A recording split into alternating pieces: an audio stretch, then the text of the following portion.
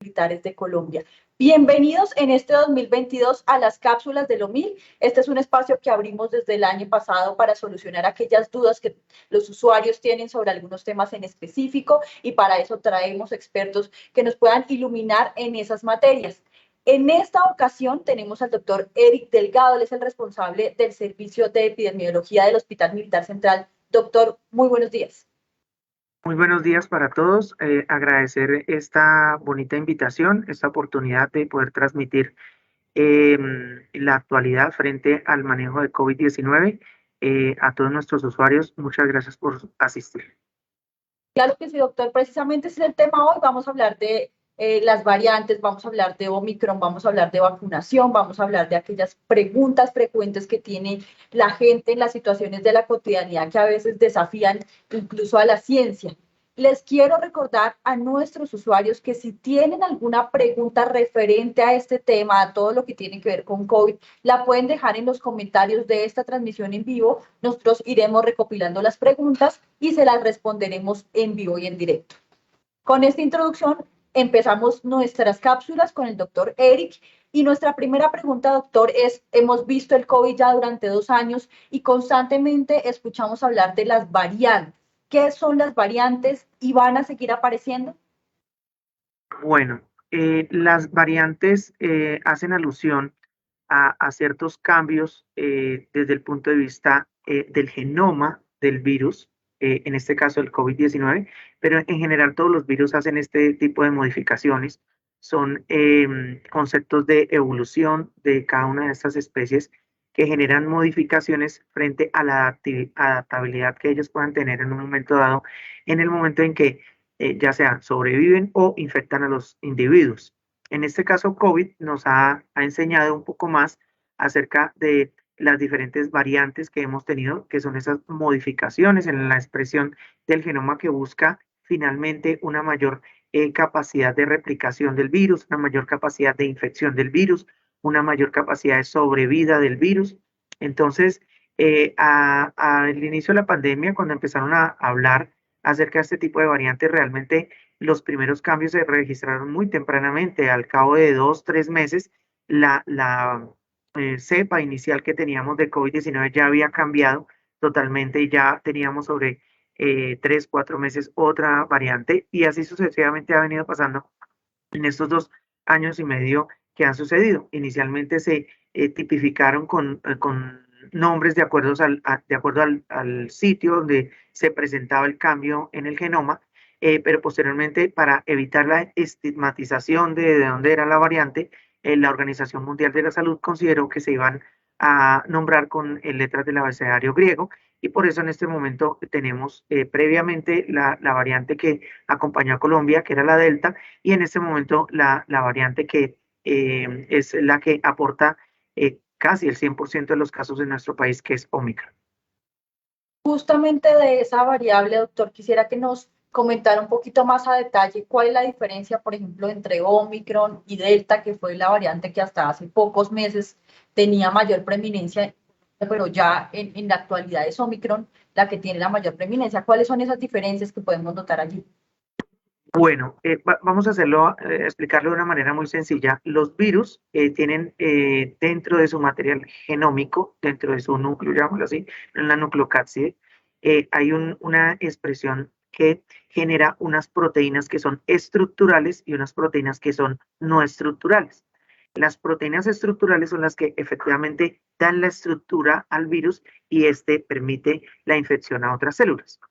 Dentro de estas proteínas estructurales es fundamental la proteína S o proteína Spike, como ustedes han conocido, ya que esta proteína lo que permite es la interacción de esta proteína con el receptor de la célula de nuestro cuerpo, y de esta manera permite el ingreso al material genético y obviamente la replicación del virus dentro de la célula huésped. Esta proteína S es una de las más importantes, ya que lo que ha llevado a la presencia y la aparición de estas mutaciones es principalmente los cambios en esta proteína en ciertos puntos y esto ha generado que esta variante Omicron tenga una mayor tasa, una mayor probabilidad de infección en el momento en que la adquiere el individuo. Se ha visto también que además de que se adquiere muy fácilmente, casi entre 6 y 9 veces más fácil que la cepa delta, genera un proceso infeccioso que es mucho más rápido, ¿sí? Pero afortunadamente lo que hemos visto es que la presencia de la infección frente a llevar al individuo a hospitalización a COVID y hospitalización COVID y UCI COVID es mucho mayor en hospitalización que llevarlo a cuidado intensivo, pero esto también está dado principalmente por el concepto, por el hecho de que los individuos estén vacunados. Entonces, la vacunación en el individuo ha permitido que tengamos una mayor tasa de hospitalización en este cuarto pico versus hospitalización en cuidado crítico, ¿sí? Además, hay síntomas que han venido presentándose con mayor frecuencia en otras variantes que hemos tenido en estos 2 últimos años pasados, por ejemplo, la alteración del gusto, del olfato, y el cuadro de neumonía como tal. Omicron se caracteriza por el malestar general, dolor de cabeza, los pacientes refieren mucha sintomatología respiratoria, rinorrea, dolor de garganta, que la conocemos como odinofagia. Entonces, estos síntomas son los que han preponderado en este cuarto pico, pero igualmente en los individuos que no están vacunados, lo que ha generado es una mayor probabilidad, obviamente, de hospitalización y de llevar a cuidado intensivo, principalmente en aquellos individuos no vacunados y que tienen asociado comorbilidades. Hay otra cosa que es importante en este cuarto pico que hemos visto, y es de que los grupos entre los 20 y los 49 años han estado muy afectados, principalmente con sintomatología, y muchos de ellos con requerimiento de hospitalización. Es decir, que este cuarto pico de la pandemia, que por fortuna ya parece que estamos llegando al culmen de la meseta y bajando, se ha visto marcado por la gran capacidad de contagio de esta variante, pero por la disminución en el tema de mortalidad, ¿verdad? Sí, hay dos cosas. Al día de hoy tuvimos menos de 10.000 casos positivos reportados, ya sea por prueba PCR o por prueba de antígeno, en el día de ayer en el reporte que da el Ministerio de Salud a las 5 de la tarde. Sin embargo, en la Secretaría de Salud Distrital, por ejemplo, de Bogotá, en la reunión que tuvimos hace 15 días, se presupuestaba que probablemente íbamos a tener casi 140.000 personas con una infección, ¿cierto? Y de que estas personas, un porcentaje iba a pasar a hospitalización y a cuidado crítico. El número de fallecimientos, tuvimos un pico que llegó casi cercano a un poco más de 250 personas fallecidas. El día de ayer se registraron 207, si no estoy más mal, con el respecto al reporte que da el ministerio, pero sí es importante que la mortalidad, aunque se acompañó del pico, al parecer también tiene una caída importante dentro de la presencia de esta cuarta variante, dentro de esta cuarto pico. Entonces, digamos que para resumir, hemos tenido un número mayor de pacientes que han estado con sintomatología y que han requerido aislamiento. Tenemos un número importante de pacientes hospitalizados que ha venido cayendo en los últimos 4 o 5 días, y al igual que el ingreso a cuidado crítico, que también ha ido cayendo progresivamente. Sin embargo, eso no quiere decir que porque esté cayendo el virus no esté o no se transmita en este momento. Y es muy importante y aprovecho la invitación para enfatizar en que las medidas se deben de mantener, al igual que el programa de vacunación, como lo viene instaurando el Ministerio de Salud y de la Protección Social. Justamente de ese tema de vacunación, doctor, hay allí, digamos, unos mitos acerca de la vacunación y que porque entonces se desarrollaron de manera rápida, entonces que no son tan efectivas, o que te inmunizan y entonces te vacunas y ya nunca más te pones tapabocas ni te lavas las manos. Entonces, quería preguntarle específicamente la vacunación, ¿para qué sirve y cuál es la importancia de vacunarse? Bueno, Catalina, una cosa muy importante y que es importante, pues, que las personas tengan claro, es que el acortamiento en los tiempos, en las fases de los programas de vacunación o del desarrollo de un biológico como es una vacuna, si estuviéramos en 1980, probablemente hubiéramos requerido 5 años y otro sería la historia de esta pandemia. ¿cierto? Afortunadamente, con el desarrollo de biología molecular en los últimos 20 años, se han podido establecer metodologías científicas que generan una mayor identificación del genoma, de la expresión de proteínas frente a ese genoma, de las mutaciones de ese mismo genoma, pero además de eso, ya se venía adelantando con respecto a SARS-CoV del Medio Oriente, el que conocemos como MERS. Recuerden que hay otros 6 tipos de COVID-19 que nos afectaron y que efectivamente antes de esta pandemia se presentaban de manera epidémica en ciertas partes del mundo. En este caso, lo que se venía desarrollando era un prototipo de vacuna, lo que generó muy rápidamente la consecución de, digamos, de la tecnología necesaria para el desarrollo de un biológico con alta efectividad. Ahora bien, hay que tener en cuenta que digamos, el desarrollo de esta vacuna va acompañado de una mayor tecnología porque el encontrar el RNA mensajero es una vacuna que lo que hace es que en el momento en que se coloca el biológico, lo que hace es generar en la célula, a la célula le dice, oiga, señora célula, nos va a atacar este virus y este virus tiene estas proteínas, necesitamos que produzca estos anticuerpos de esta manera. Entonces son anticuerpos muy dirigidos sobre lo que necesitamos. Entonces, el haber contado en esta pandemia con vacunas de RNA mensajero ha generado un adelanto científico enorme, ¿sí? Pero más aún, si se dan cuenta en todos los estudios, este tipo de vacunas lo que ha generado es unas tasas digamos, de formación de anticuerpos mayores al 90-95%, y eso lleva igualmente a la prevención de hospitalización y de hospitalización UCI, igualmente en más del 90%. Es importante tener en cuenta que nosotros tenemos varios biológicos. En este momento no solamente son de RNA mensajero, sino otros biológicos son dados por vectores virales, ¿sí? Otros son por digamos, virus vivos atenuados o proteínas del virus que se introducen y que generan una inmunidad de nuestro cuerpo. Entonces, es importante informarle a las personas que deben de completar su esquema con el mismo biológico 2 dosis y recomendar, como lo ha recomendado el ministro de Salud de Colombia, que en la tercera dosis se genere con una vacuna heteróloga.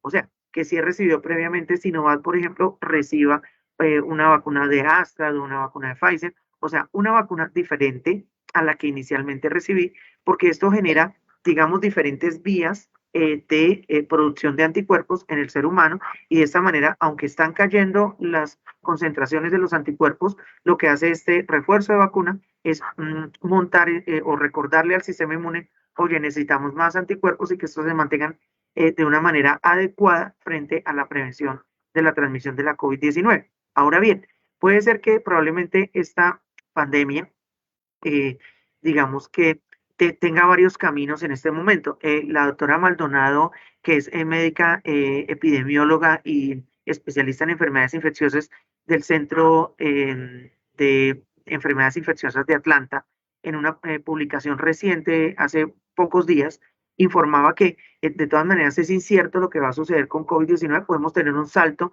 de variantes donde probablemente tengamos en 1 o 2 meses otra variante que sea altamente contagiosa, o por el contrario, lo que va a suceder es que vamos a tener una endemicidad del virus, y lo que va a suceder finalmente sobre mayo, junio, es que tengamos que mantener las recomendaciones de la vacunación, tengamos que mantener las recomendaciones del uso de la mascarilla, la higiene de manos y las demás medidas que efectivamente han demostrado eficacia, pero que progresivamente las vamos a ir quitando en el transcurso del segundo semestre de este año 2022 para que las personas puedan volver a su vida cotidiana.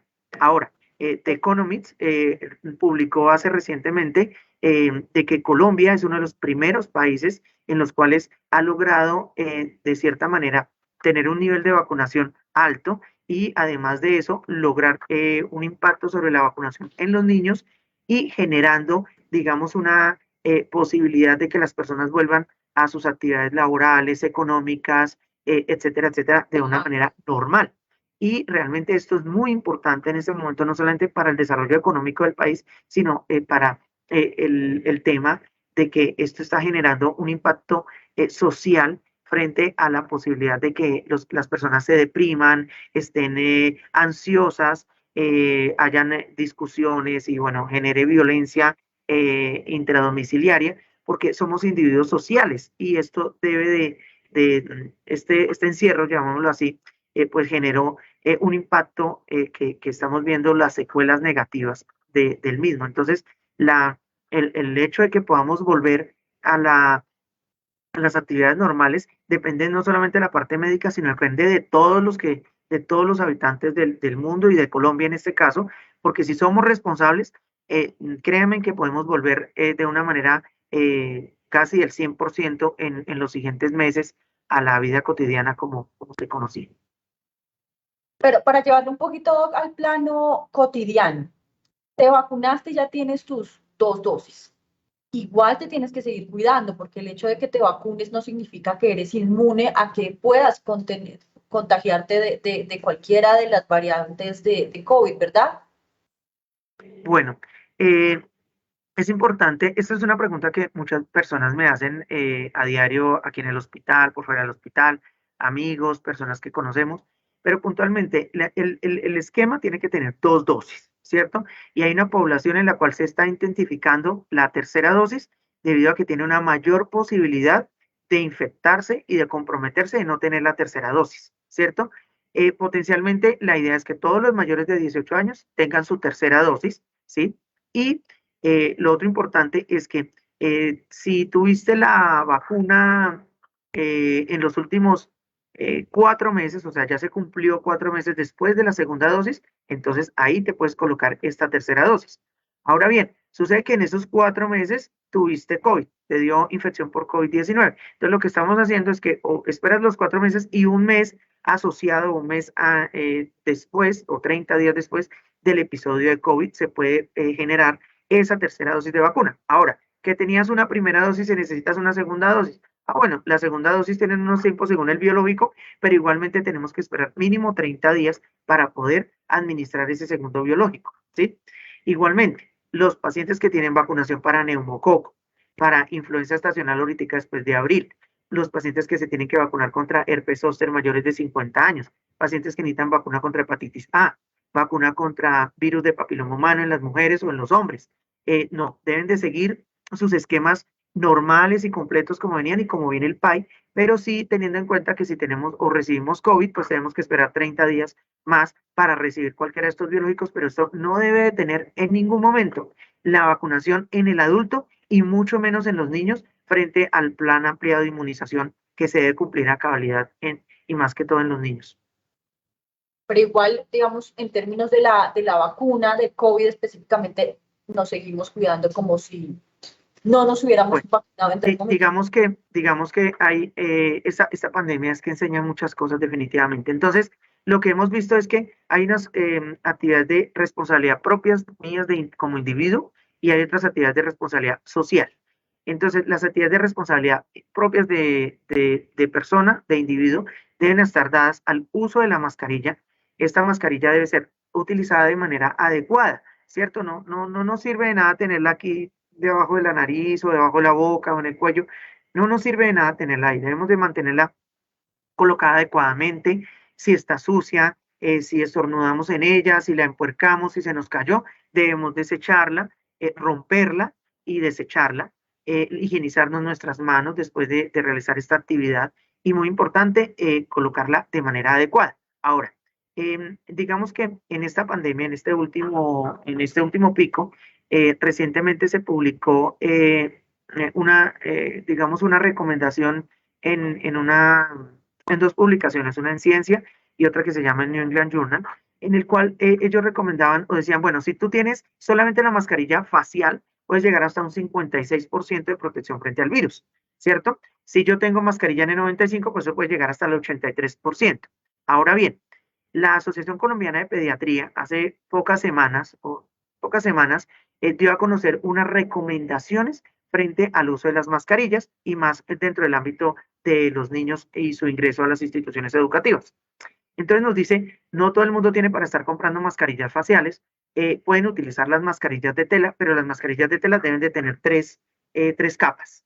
Las mascarillas de tela se deben de lavar frecuentemente no se deben de reutilizar en el sentido de que hoy me la puse, la colgué y mañana vuelvo a colocármela sin lavarla. No, debe ser lavada frecuentemente, debe ser utilizada adecuadamente. Y estas mascarillas de tela que ustedes han visto, que muchas veces no cubre el dorso de la nariz adecuadamente, que quedan como un espacio, pues ese espacio pues puede servir para que el virus entre, ¿cierto? Entonces la recomendación también de la misma asociación es que podemos utilizar mascarillas faciales, o sea, quirúrgicas, debajo y encima la mascarilla de tela, ¿cierto? Esto, digamos que en varios estudios ha demostrado que potencialmente puede aumentar ese 56% de lo que estaba hablando yo de las mascarillas. Este estudio de por sí fue digamos, validado en los Estados Unidos sobre, creo que 524 pacientes o personas que a los cuales se les hizo seguimiento para mirar la posibilidad de contagio de COVID-19, pero lo que te explicaba era que si utilizamos la mascarilla, o sea, tenemos ese porcentaje, pero si además de eso nos higienizamos las manos frecuentemente, pero si además de eso utilizamos el distanciamiento social, pero si además de eso estamos muy juiciosos con no retirarnos la mascarilla cuando estamos con otras personas. Y si vamos a hacer actividades como comer, tomar tinto, tomarnos una agua, alguna cosa, y nos necesitamos retirar las mascarillas, que sea en un sitio bien ventilado. Entonces, la ventilación es un aspecto fundamental. Ya recién inició la pandemia, habían unos estudios que se han publicado también de dinámica de fluidos, en la cual encontramos que cuando tenemos ventilados adecuadamente, por ejemplo, los vehículos, nuestra casa, nuestras oficinas, lo que hace este flujo es que permite que el virus se vaya adecuadamente porque tiene un peso y o cae o sencillamente es arrastrado por la velocidad del viento. Persiste digamos, el hecho de que el virus permanezca en ciertos sitios o de contacto, sí, celulares, nuestros computadores, manijas, chapas, etcétera, etcétera, y por eso es muy importante mantenerlos limpios, mantener limpia nuestra vivienda, realizar esa actividad diaria, constante de limpieza en nuestras casas, en nuestras oficinas, mantener limpios nuestros computadores, mantener nuestro spray de alcohol para limpiar nuestros teléfonos celulares. Recuerden que hay más de 10 estudios en los cuales se demostró que, por ejemplo, E. coli, que es una bacteria que es del tracto gastrointestinal, se transmite o está en el contacto de nuestros teléfonos celulares. Entonces, mantener la limpieza de nuestros teléfonos celulares debe ser algo como cuando revisamos el WhatsApp por la mañana o cuando hacemos alguna actividad con el teléfono celular, recordemos que lo tenemos que estar limpiando frecuentemente. Doctor, tenemos una usuaria que nos pregunta por nuestro Facebook. Se llama Yuyu Vázquez y es respecto al tema de vacunación. La semana pasada mi hija de 11 años fue vacunada con segunda dosis Sinovac. Mi pregunta es si hoy puede ser vacunada contra el papiloma humano. ¿De cuántos días? Perdóname. Dice que fue vacunada la semana pasada con Sinovac. Ok, no, en este momento la recomendación con respecto a los biológicos es que esperemos 30 días. Sí es muy importante que vacunemos contra VPH a las niñas mayores de 9 años. Esto está recomendado en la Guía Nacional de Vacunación desde el 2000, bueno, la primera revisión fue en el 2012 y la última revisión en el 2016, pero sí es muy importante, pero lo que vamos a hacer es que vamos a esperar los 30 días para colocar esa dosis que es muy importante en las niñas. Hay otras preguntas, doctor, que nos hacen nuestros usuarios. Por ejemplo, Sofía Jiménez nos pregunta qué secuelas más frecuentes deja el Omicron. Pero también Norma Vanegas nos pregunta qué síntomas tiene el Omicron en niños menores de 10 años. Bueno, con respecto a la primera pregunta, lo que pasa es que a lo largo de estos más de 2 años de COVID-19 hemos visto cómo las diferentes variantes presentan una serie de secuelas que son variables en los individuos y dependen de ciertos factores. Entonces tenemos pacientes que persisten con cefalea intensa, con alteración del gusto, con alteración del olfato, pacientes que presentan secuelas cardiopulmonares, dificultad, digamos, disnea, que es como dificultad respiratoria de pequeños esfuerzos. Hay pacientes que tienen secuelas de intubación prolongada, pacientes que tienen secuelas neurológicas, dolores de cabeza persistentes, dolores osteoarticulares también se han registrado. Entonces, hay una variabilidad y una gama de secuelas que se han presentado de acuerdo a la variante. Omicron, pues realmente apareció desde noviembre en los reportes de Sudáfrica Lo que hemos visto con respecto a Omicron es principalmente la sintomatología respiratoria alta, la rinitis, la rinorrea, el escozor, el dolor de garganta que se conoce como odinofagia. Son síntomas que los pacientes han presentado recientemente en una publicación de Medscape hace como un mes más o menos. Daban, digamos que se dio a conocer algunos reportes de pacientes que persistían con cefaleas o dolor de cabeza intenso, presentaban escotomas, que es como alteraciones en el momento de su visión, presentaban, digamos, oleadas de dolor de cabeza como en salvas.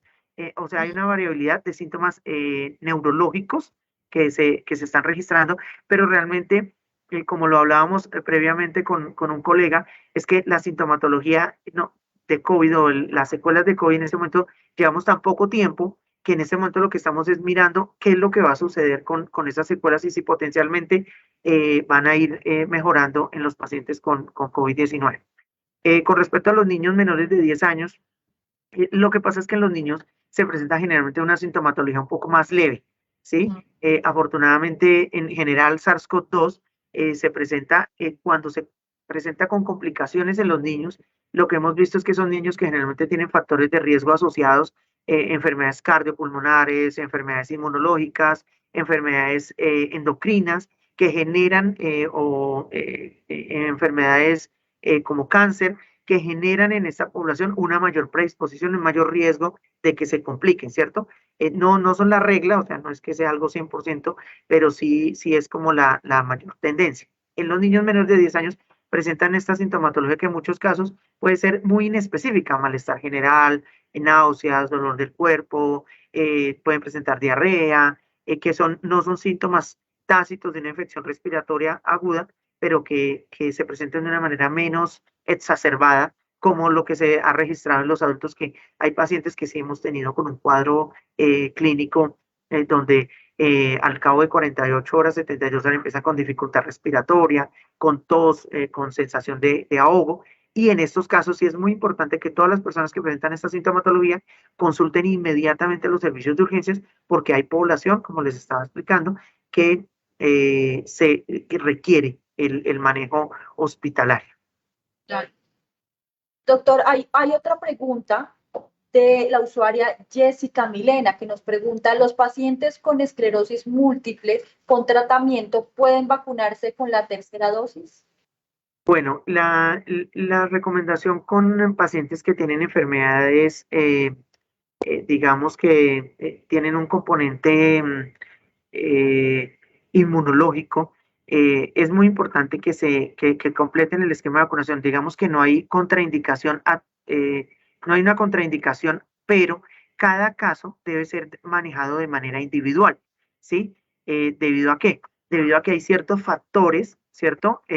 Por ejemplo, con ciertos biológicos que se ha visto, por ejemplo, con Astra, donde cierta población con ciertos grupos de edades y factores de riesgo no se pueden vacunar contra esos biológicos.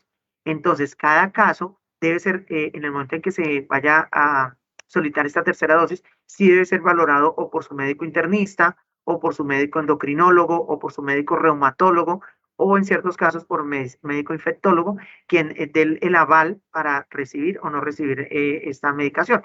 Sin embargo, potencialmente, si ya recibió las dos dosis, potencialmente puede recibir un tercer biológico, pero como le digo, es importante determinar es cuál biológico no puede recibir. Ok. Y respecto, digamos, a estas personas que al recibir la primera dosis de la vacunación tienen lo que podríamos llamar efectos colaterales o secundarios, ¿deben continuar con su esquema? Esta es una pregunta que nos hace Sí. Tata.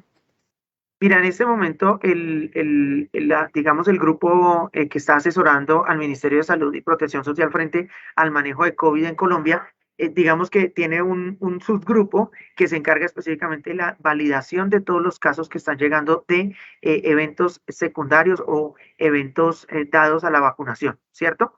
Entonces, es muy importante que las personas que podemos tener sintomatología como malestar general, fiebre, dolor de cabeza, dolor en el sitio de la aplicación del biológico, que generalmente al cabo de 48, 72 horas va disminuyendo progresivamente. O sea, es como cualquier administración de cualquier biológico, pues inmediatamente monta una respuesta a nuestro sistema inmune y esto va a generar que el paciente pueda tener dolor de cabeza, fiebre, decaimiento. El decaimiento de la tercera dosis es muy importante. Realmente te decaes y te tienes que quedar en la cama. Bueno, entonces, estos son efectos que son esperados frente a la administración de un biológico, porque pues no estamos administrando acetaminofén, o sea, estamos dando un biológico frente a un virus. Pero sí es importante retomar que las personas que presenten ya sintomatología como dada por taquicardia, dificultad respiratoria, sangrado, pues no, inmediatamente sí tienen que consultar para que su caso frente a la reacción sea evaluado y de esa manera se determine cuál es la posibilidad o la necesidad de colocar un segundo biológico. Pero te voy a poner un ejemplo. La posibilidad de que usted tenga una reacción adversa con vacuna es del 0.0001%, ¿cierto? Esa es la posibilidad. Y la posibilidad de que usted se gane un rayo es del 0.0008%. Entonces están muy cerquita. O sea, es más factible que se gane un rayo que se gane una reacción adversa severa, ¿sí? Severa. Eso lo encontré publicado recientemente. De pronto les debo en este momento la cita de dónde es, pero sí lo revisé con respecto a la posibilidad de generar una reacción adversa en un momento dado. Los adultos, digamos que ya tenemos un poquito más de manejo de lo que debemos hacer para prevenir el COVID, pero ahora que los niños han vuelto a los colegios y que ellos son una población diferente, qué pueden hacer estos papás para, digamos, ayudarle a sus niños a seguir manteniendo las medidas y evitar los contagios en los colegios? Bueno, es muy importante que los padres de familia comprendamos que los niños y en general los seres humanos somos seres sociables y que aunque es muy importante protegerlos, como en general a todos los pacientes, a los pacientes mayores de 60 años, a los que tienen factores de riesgo, los niños tienen dos connotaciones. Primero, que ellos como individuos no tienen una prevalencia de infección de COVID-19 como la tienen los adultos, ¿cierto? Lo segundo es que en los colegios el volver a las actividades académicas genera tres factores importantes. El primero es mejorar la calidad de la educación, porque no es lo mismo estar educándome por una pantalla. Probablemente los adultos tenemos, ya que hemos hecho un proceso educativo diferente, probablemente podamos educarnos por acá, pero los niños no. Los niños tienen mala conexión a internet, los niños no, requieren un proceso de mucha atención, ¿cierto? Y se distraen muy fácilmente. Entonces, el volver a las aulas mejora la calidad de la educación. Lo segundo es que hay muchos niños que están presentando y que lo refieren ellos mismos, que están presentando depresión, ansiedad, o sea, el no estar en contacto con otros individuos, pues está generando una serie de sintomatología que finalmente va a desencadenar problemas en esta población. Entonces es muy importante que los niños vuelvan, pero es muy importante que al volver los niños se generen tres aspectos.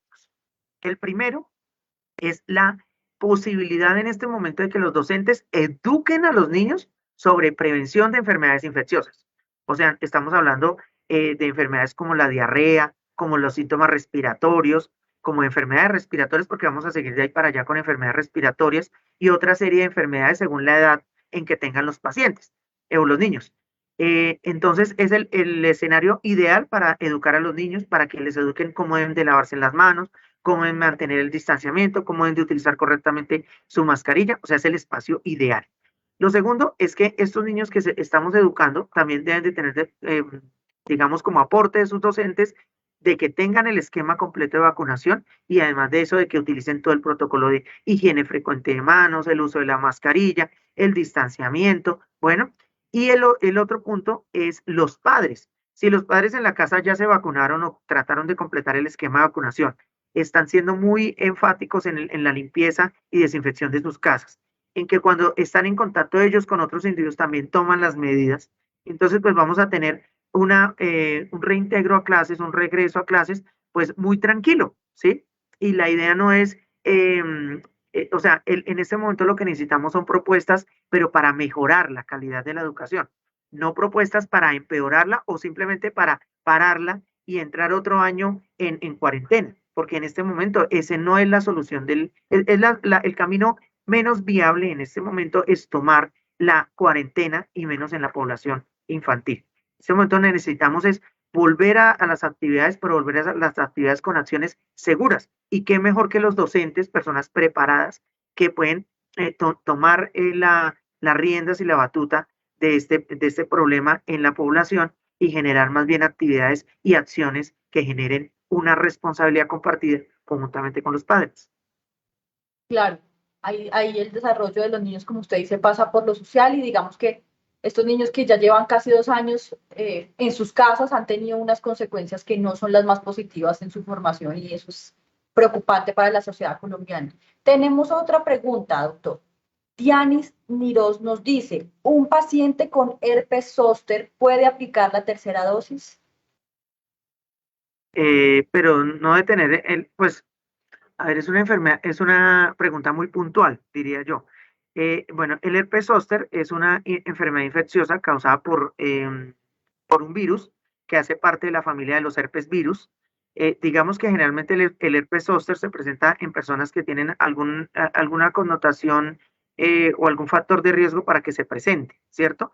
Generalmente el herpes zóster compromete algún dermatoma, que es eso se conoce dentro de medicina como, digamos, segmentos que son inervados o que llegan nervios a esa región de la piel y lo que hace el virus es generar un proceso infeccioso que compromete uno o varios dermatomas.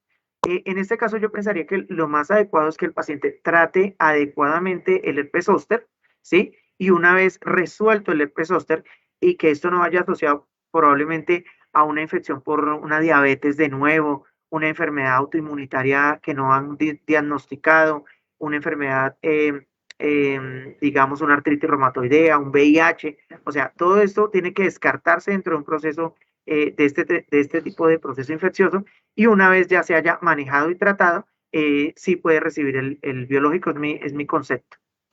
Ok, listo. Y tenemos otra pregunta de Yorlady Forero Figueroa que nos dice, quisiera saber si una mujer con lactancia materna exclusiva y que ya pasó el posparto puede vacunarse con la tercera dosis. Bueno, recordemos que el programa o el plan amplio de inmunización también ha hecho mucho énfasis en la vacuna Pfizer, que fue la vacuna aprobada para las gestantes inicialmente, entonces, y que se hizo mucho énfasis en que esta población que sí estaba teniendo al principio de la pandemia o durante la pandemia, durante el desarrollo de la pandemia, pues era una población con factores de riesgo o con riesgo, y por esto se enfatizó mucho en la vacunación en las mujeres gestantes. Entonces, más aún después del parto, de que reciba esta tercera dosis y garantice el cumplimiento del esquema de vacunación es importante. Y en el caso, por ejemplo, de un niño de 9 años con epilepsia que nos comentan aquí que toma 4 medicamentos, nos pregunta Judy que si este niño puede tomar la vacuna de Sinovac o que si hay alguna reacción adversa. No, mira que en general los niños con comorbilidades, como lo estaba diciendo, son los que más factores de riesgo tienen para potencialmente llegar a presentar un COVID puede ser grave o severo, ¿cierto? Entonces, esta población debe enfatizarse aún más el programa de vacunación.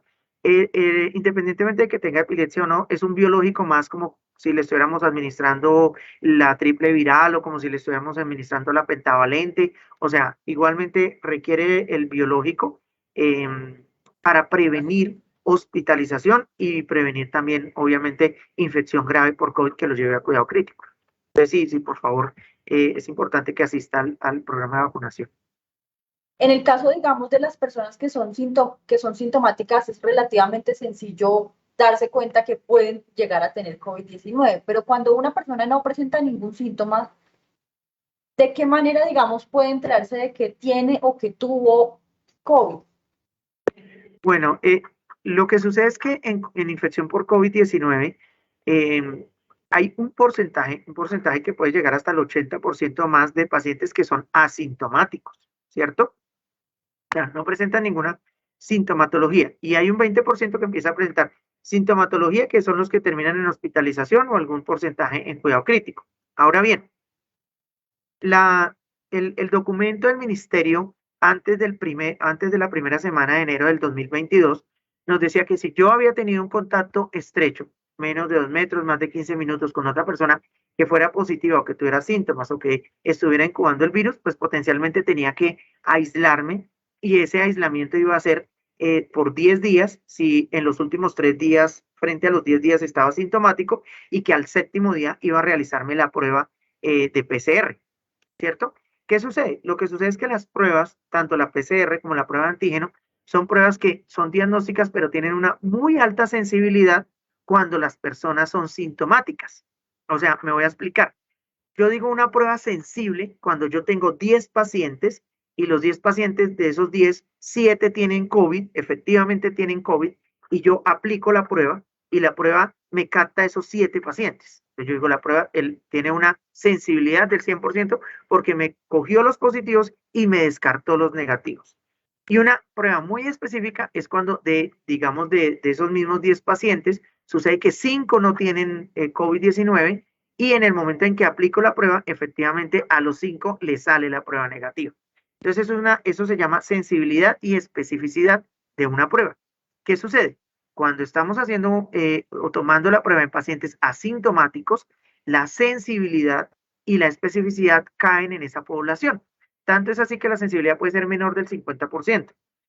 Por eso fue que inicialmente el grupo de trabajo de la Asociación Colombiana de Infectología y en el primer consenso de COVID-19 que lo apoyó el doctor Saavedra, Carlos Saavedra, que es infectólogo de la Universidad Nacional, explicaban de que en paciente asintomático, para tomar un solo paciente, o sea, para encontrar un paciente positivo necesitábamos casi 50 pruebas, o sea, necesitamos hacerle 50 pruebas para encontrar uno, ¿cierto? Entonces, ¿eso qué significaba? Que la prueba no tenía en asintomáticos, personas que no tienen síntomas, realmente es muy difícil capturar el COVID. Sí podemos capturar, pero no es tan tácito.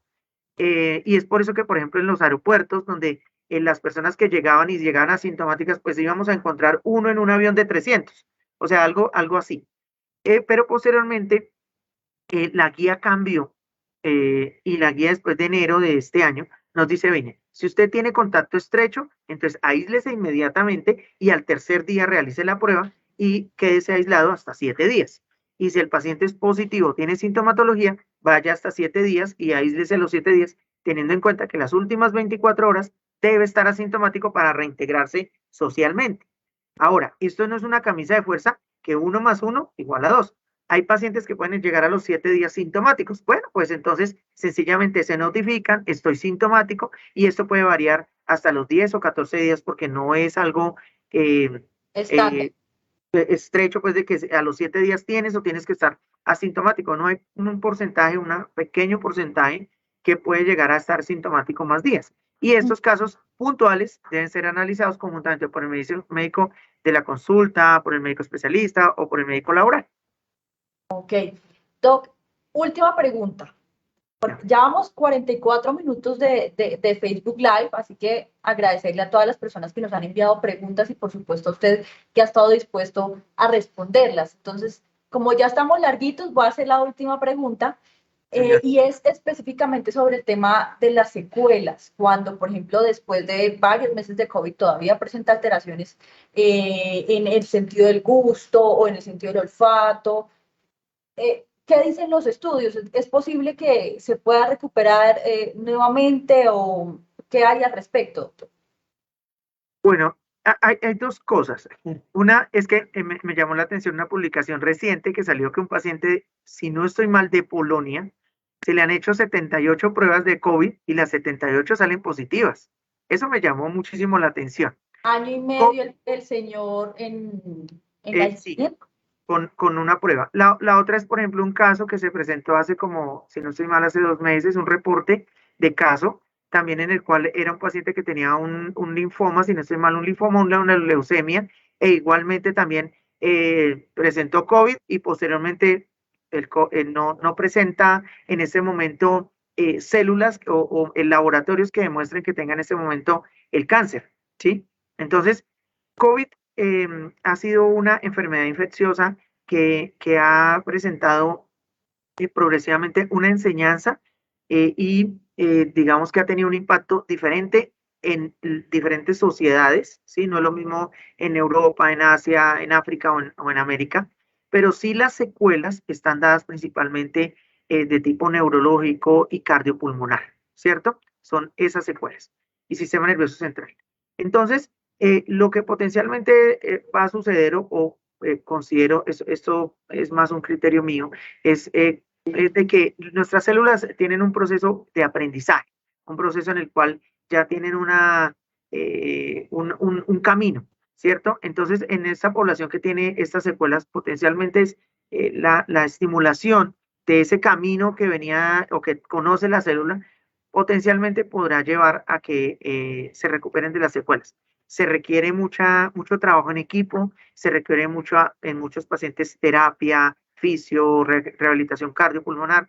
Esto se conoce como prevención terciaria en epidemiología y es fundamental en este momento con los pacientes COVID. Hay muchos pacientes que quedaron con oxígeno domiciliario. Hay muchos pacientes que requieren en este momento seguimiento por fístulas broncopulmonares, por cuadros pulmonares dados por el compromiso en un momento dado una neumonía severa por COVID-19 que los llevó a que no puedan caminar, no puedan correr como lo hacían anteriormente, pero potencialmente pienso que si trabajamos todos en equipo y vamos viendo digamos, el implementar estrategias para que los pacientes se recuperen progresivamente, pienso que se pueden recuperar. Es posible. Igual todavía nos falta mucho, como usted lo decía, en aprendizaje del COVID. Cada día seguimos aprendiendo algo diferente acerca del COVID-19, doctor, ¿no? Sí, Organización Mundial de la Salud en una publicación de hace unos 3 o 4 días lo dice que debemos de esperar mantener las medidas, no se deben de levantar aún las medidas. Vamos a esperar de que si el panorama sigue como esperamos, lo que vamos a tener es variantes de menor importancia o de menor trascendencia que van a permitir que el virus tenga endemia y sencillamente vamos a pasar a un esquema de vacunación anual potencialmente con COVID-19, así como hacemos con influenza estacional. Digamos que ese es el buen camino. El mal camino es que aparezcan variantes que tengan una mayor posibilidad de transmisibilidad y de infección, pero afortunadamente, digamos, el lograr completar los esquemas de vacunación asociado, digamos, a las personas que ya tuvieron COVID-19, pues todo esto está generando una respuesta inmune muy robusta en todos los individuos que potencialmente va a tener un impacto positivo en la transmisión de la infección. Bueno, sí, son buenas noticias para el mundo también, que ha estado también, no solamente con consecuencias físicas, sino también mentales debido al aislamiento, al trabajo en casa, al colegio en casa. Entonces, bueno, con esto cerramos, doctor Eric, muchas gracias por estar con nosotros. Bueno, pues muchas gracias a todos y les agradezco pues haberse conectado el día de hoy. Espero que hayan quedado contestadas sus preguntas y pues bueno, seguir adelante, seguir estando muy pendiente de todos los estudios, de todo lo que va saliendo día a día, de todas las recomendaciones y invitarlos a todos a que se vacunen, a que cumplan las medidas de bioseguridad, a que estén muy juiciosos y verán que vamos a tener resultados sociales si todos damos cumplimiento a las medidas. Muy bien, doctor. Recordarles a nuestros usuarios que si tienen algún tema de interés que quisieran que abordáramos en la próxima cápsula, lo pueden poner también en los comentarios de esta transmisión. Los estamos leyendo continuamente y tendremos en cuenta sus recomendaciones para nuestros próximos espacios que son mensuales. Así que feliz día para todos. Este es el Hospital Militar Central. Gracias.